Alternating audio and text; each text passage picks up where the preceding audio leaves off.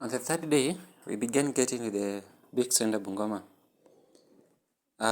There, the environment was very unusual, as in things that we are not found in our village could be seen. The path that entered the center was somehow clear and well cemented. You will see some more white faces. Even with some black people, they also spoke the white language.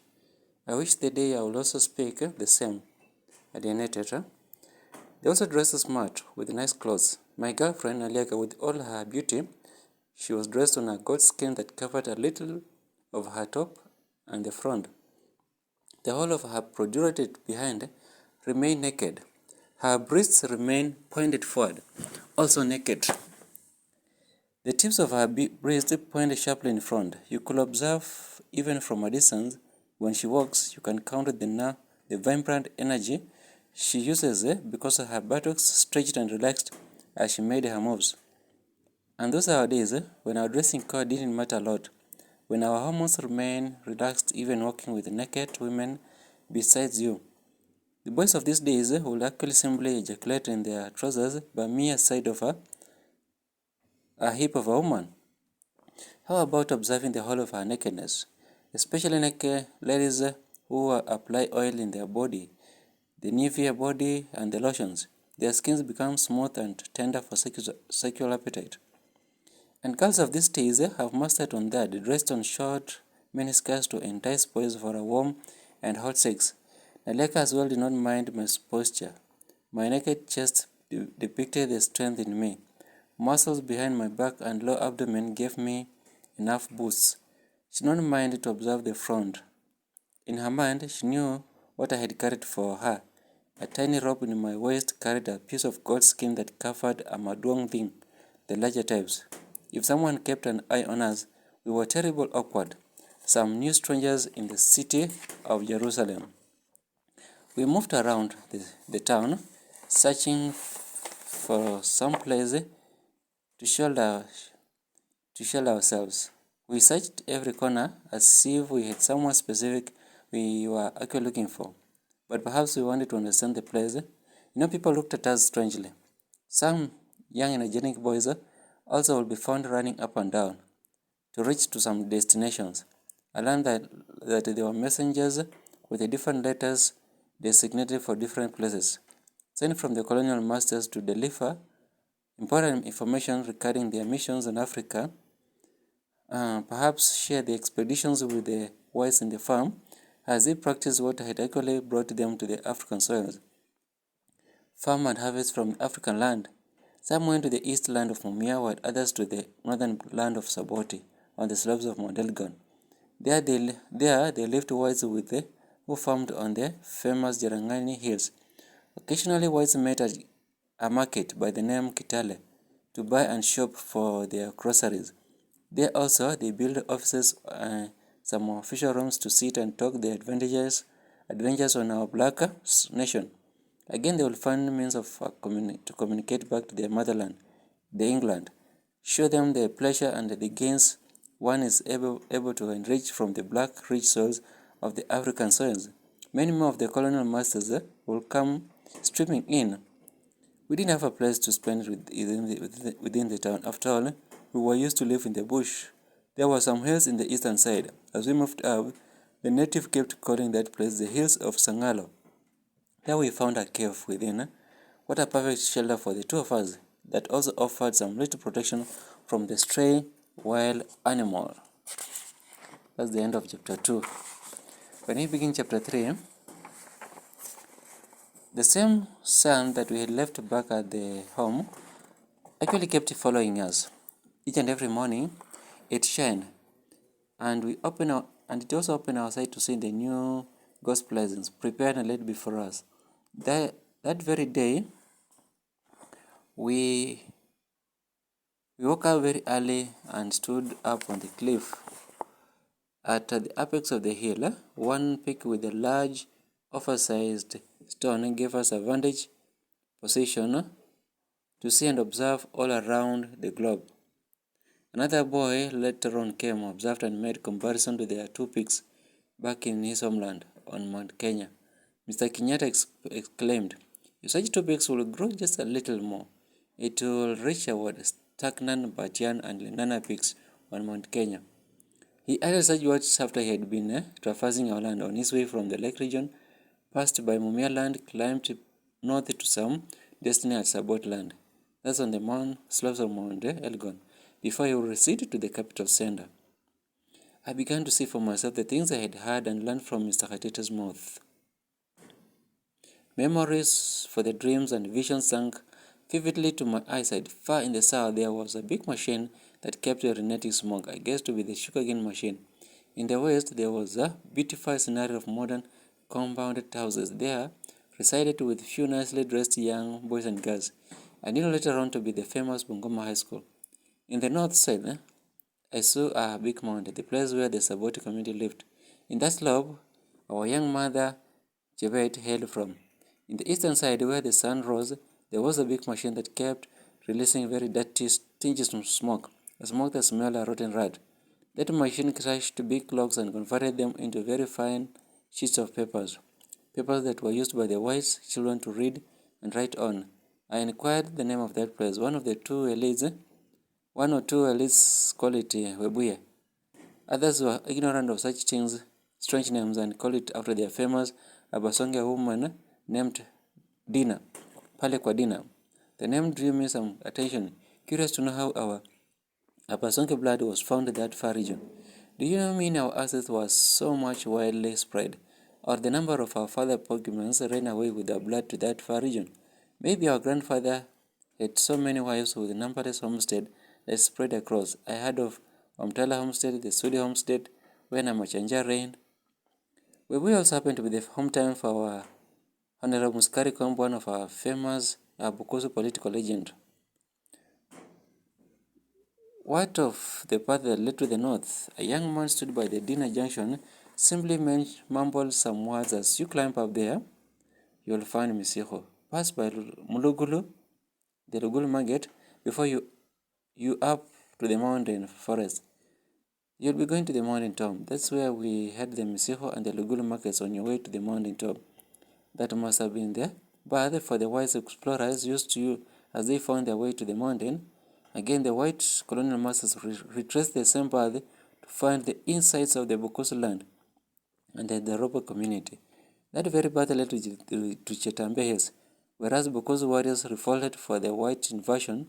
Our forefather Elijah Wanameme led the Bukusu revolt and met with the white battalions at the very ground to fight back. That was the famous Chitambe War. He actually joined the key leaders of the African Kenyan kings who revolted the invasion of the whites. Koitalere Arab Samoa being one of them from the Nandi. We also had a Mekatilile from the Agriama. A precise note from the Mekatili men's of the Agriama is that she was a woman who was brave enough to agitate for the rights of the white, of the soils for the black. She walked distance of miles from the prison back to her home after she had escaped from the Manyani and the Kismayo prisons. Talk of the Agikuyu heroes, Wayaki Wahiga was buried alive. He had proved difficult for the colonial rules, and thus he was actually buried alive. Those were the first heroes of our great country, Kenya, the first founding fathers who actually sacrificed and died for the liberations of our land. Many more insignificant Africans lost their lives. We will also remember them in our annual National Mashujaa Days celebrations. And those were our days. We could explore the world. I could explore the world with my girlfriend with nothing in my pocket. I actually didn't have any coin to cater and facilitate for our honeymoon. No single figure or digit of a number into our bank accounts saved something on an empty bank account to save and spend for our hideouts. But we did enjoy it and had some good times to see the beautified scenarios of the world. With my woman besides me, I was in a honeymoon with my pregnant girl. something girls of these days will detest and consider it improper to adventure with a financial broke man. They wish to have an arranged and well-planned wedding with a considerable tour that makes them feel high above the world before it dawns to her minds that indeed she was married with responsibilities at her neck. She ought to get something for her husband or prove herself she was not barren. After the wedding ring event, cut the cake, enjoy the wedding event, and be pronounced a husband and wife. She ought to prove to the world that she is indeed not barren, and even to her parents will keep watching to see something in her stomach protrude. As time goes and nothing of the sort will be observed, man, I tell you, there will be trouble. You will see trouble cooking, accusation from all corners.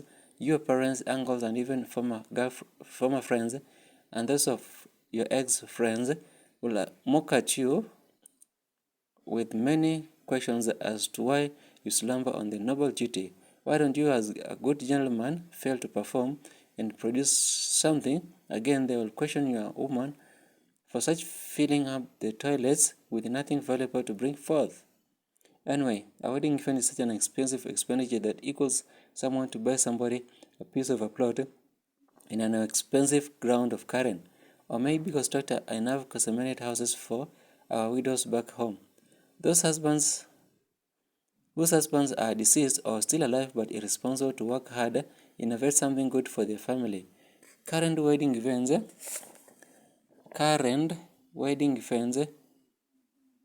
will take a budget that has to be read, discussed, debated, and even given a go-ahead from the National Treasury, lest it destabilize the country's economy. Such was an episode of a hide from our neighbor country, Uganda. The president of Uganda, Mr. Amin, had obtained his that wife, and due to public demand, he actually requested a repeat of the presidential wedding ceremony from the government funds. As for me, I will actually ask for a hassle ceremony from our government's fund. Therefore, ladies of these days will wish to marry a working man with hopes that all her bills will be catered for and live a comfortable life, a stress-free life, a lazy life, wherever she can not handle a pin of a djembe, raise it up and lower it down at an angle to cultivate and till her farm.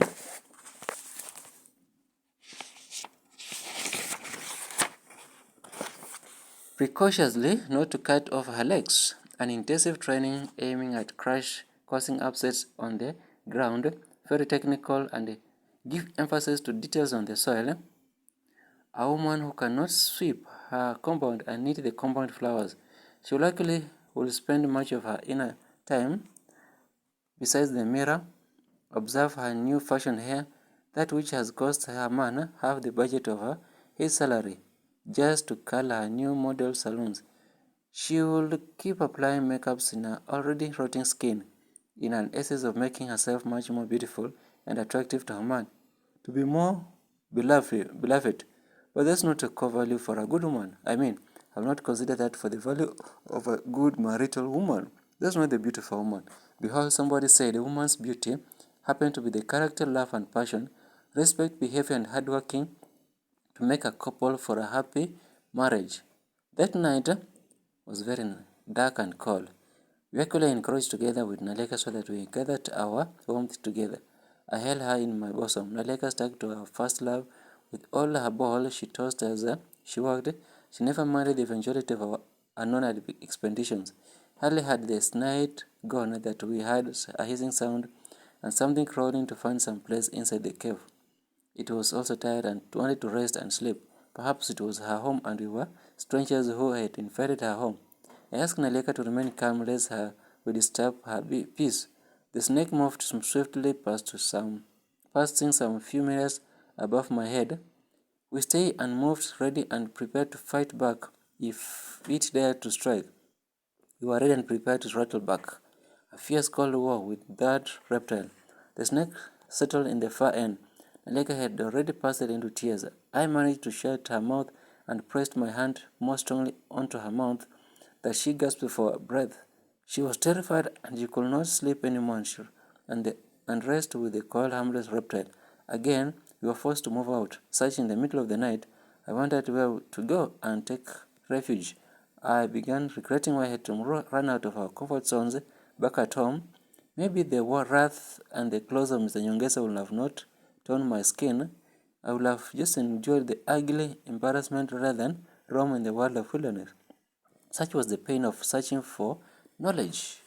I felt sorry for my pregnant wife. In the middle of the night, we walked towards the center. Just ahead, we entered the town, then a land cruiser emerged from behind, full of black soldiers on patrol. They requested us to produce our identity card. We kijana, wapi kipande? Young boy, where is your identity card? A black-nosed man ejected from some words from his toothless gums after he had been knocked down once, and also asked to join the team before being recruited, and he also joined up the terrorizing squad of the African soldiers, the African rifles. You know, to be recruited in the government army, nothing sort of academic credentials mattered. Your physique actually gave much consideration. As much as you looked strong and strength to marshal your own people, you'll find a pass to the army team. We never possessed such item. Talk of identity card. In our village, we had nothing of the sort in place. The white government had not far reached that ground. Days before forced labor had been introduced that demanded people to carry identity card to identify themselves wherever they worked. Such were days ID cards began to roll out. Than the future days to come, a Huduma number will be much more essential to access all the government services than an ordinary identification card. We had only heard of Kipande, that soon will be rolled out on a village, but me and all my villagers, we were yet to be given. We were arrested and had gaffed with ropes. Those black soldiers will not listen to my request and rather treat me with some respect, then rough me up to the black mamba. I was a king's son who deserved some princess honor, some respect, My claims that I was the son of a paramount chief fell on deaf ears. That very night, I saw the separation of me and my wife. I was handcuffed, sent to jail for walking at night and disturbing the peace of the sleeping dogs for their white homestead. White dogs had eaten to their full. Maybe their white masters were as well dogs, because they cared each other and forgot the blacks who actually suffocated with anger. What they wrote in their judge sheets purely indicated the corrupted mind of the soldiers to strain more innocent culprits in their custody. We had caused havoc for the peaceful nights, waking up sleepy dogs for the colonial masters that snored after nicely had fed and deserved pure comfort to sleep. We deserved a capital sentence. Indeed, such dogs had been well served with the dog meals that we African people had never tasted. Well prepared food and served unlike our African servant who growled in the servant quarters on an empty stomachs. I didn't have an identification on this card, and thus became such very difficult for the walking mosquito differentiators and those other species for the modern days within the town. Our days, we had no law courts to share our preference. The patrolling askaris noted the offense in their occurrence book, made decisions and convicted culprits immediately. They arrested, prosecuted, and made judgment on instant. But if someone bribed them with some few food items, then he or she will buy himself some freedom.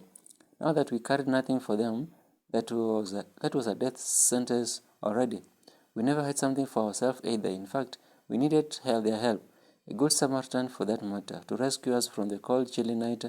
Such human molestation must be one of the key factors that cause and contributes so much for them to live a destitute life marred with poor, failure, and immoral characters in their social endeavors. They lived cursed, simply because they obtained items from desperate crying souls. Even the offsprings carried this cross and suffered from the sins of their parents. I liked Father Francis with his charisma.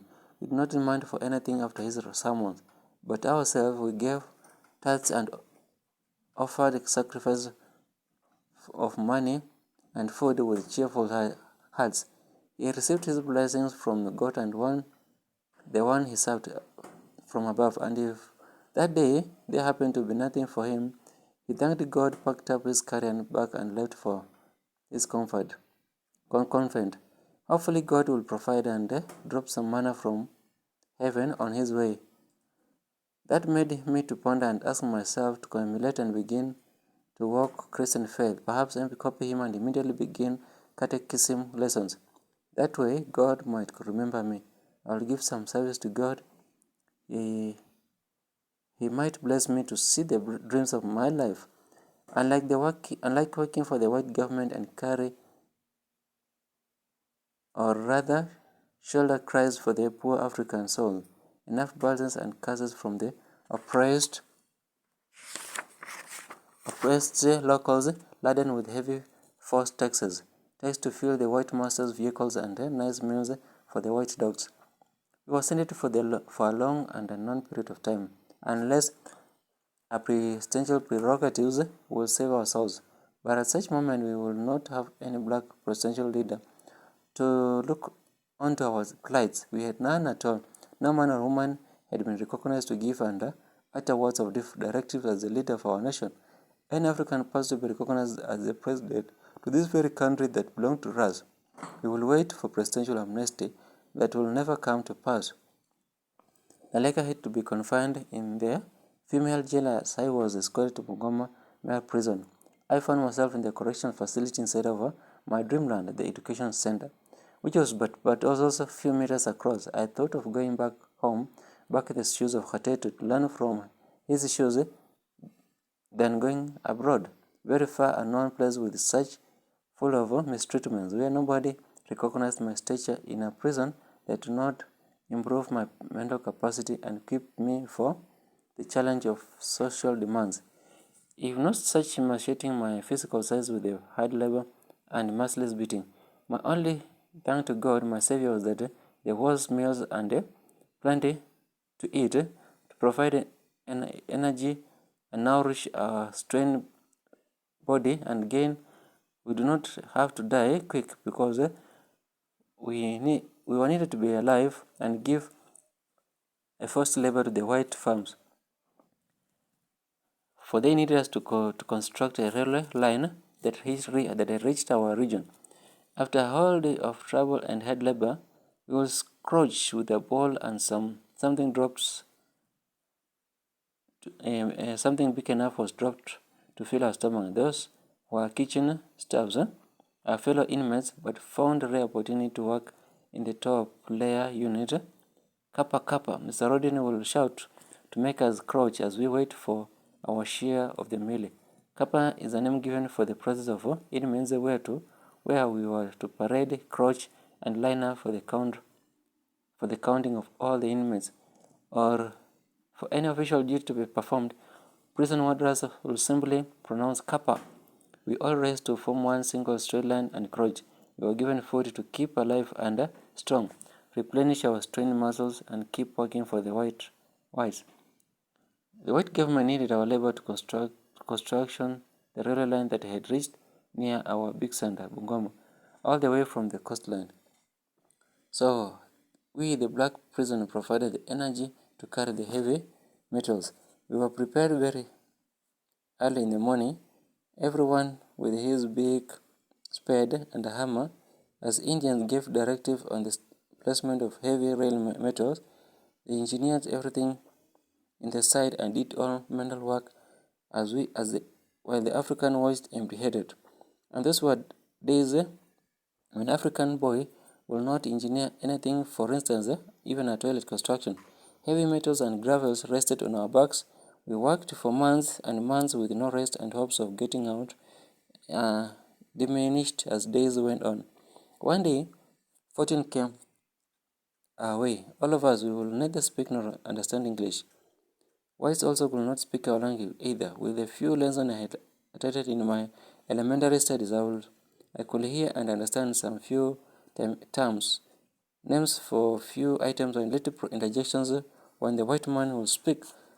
I will not speak fluently.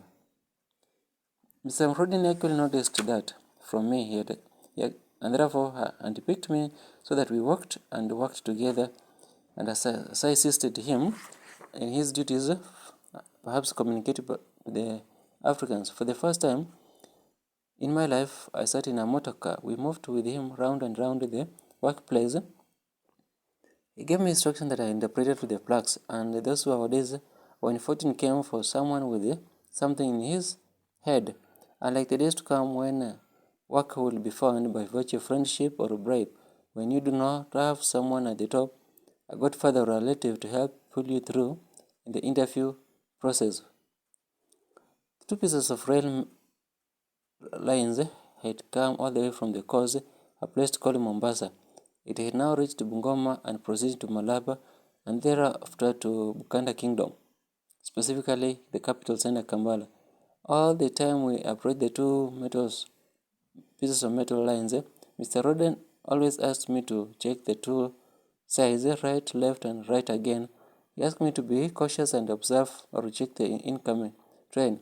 We had to slow down and pave way for that smoking machine to pass first, or if it happened the railroad to be clear, and then we passed with very little difficulty. Mr. Rodin demanded that we observe the crossing rules, lest we were oversped, lost control, and ramaged into a train that had no brakes. He narrated unto us the fate of a Maasai warrior who had sat on a two metal clip at the very junction that the two metals were joined. The free air space that allowed the bimetallic strips to relax and contract offered a free space for his thing to dangle. Our station operator pulled on the metal gear lever because a cargo train had cruised down the hills of Mau, coming for the Nakuru station. There was a need to change the lanes with that of the passenger train, climbing up the railway Rift Valley. Heavily loaded, it would not stop. Unfortunately, the Maasai thing that had freely dangled between the lanes got stuck in between the two fastened metals. He could not move. He groaned with pain as he tried to pull off. The helpless, stuck warrior was ran over with the unstoppable train. We collected his piece for burial and warned all the blacks to stay away from railway lines. Therefore, be careful all the time you meet the two shiny metals of rail. Lift your legs as high as possible and jump over as though you're crossing an electrical line, lest you get a shock. You know, Masai jinga kabisa. Hapana jua railway iko na magnet. He paused to show his disbelief. Can you imagine another Jaluo jinga also in Kibera, that's the outskirts of Nairobi, stood by the railroad and said he was strong to push off the incoming heavy train. He was run over. These guys, Africans, are just fools. How do you compete with an engine? They wanna be fools like leaders of our Siberian countries, our neighbors in England, competing to scramble for an Arabian land, dry land, nothing at all to siphon. African is the place to be, blended with the green leaves and agriculture. It will take them years to drill and find the so-called rich ores of the oil fields. Very long time indeed, but once they find that oil basin, no problem. We will make them move aside and watch us harvest. We will push them aside, and as English people, we will take over. England is a super nation. I mean, that was a mind for the wise and colonial masters, such that they did not adventure where there are natural resources. Mr. Ronde summoned up his words with clause as he practiced to show that what he meant and the reason why he mistreated black people with very little to worry about. Europeans are superpowers. We do not stand on our way once we speak, a superpower of our kind. We do not make either jokes. Either we do agree or move on with our way. Look at you, African boy, Mr. Muammar Gaddafi. He was rich and thought his wealth, his coins, and would save him to hide from our clothes. No, Americans, he was deceived. Americans are tough. Any attempt to stop what Americans want will be a crime. You will just be but commanding yourself a suicide. You see, white is a color of pure and superiority, brilliant in whatever we do. We buried him by the seashore and signified all black leaders to be aware, lest they do not follow the same path. If someone stands by our way, we terminate. That caused me to ponder something, the commonness of of the insides, their bone marrows as well as their medulla oblongata. What tissues composes their intestine journey? Now that they had siphoned on the black African food.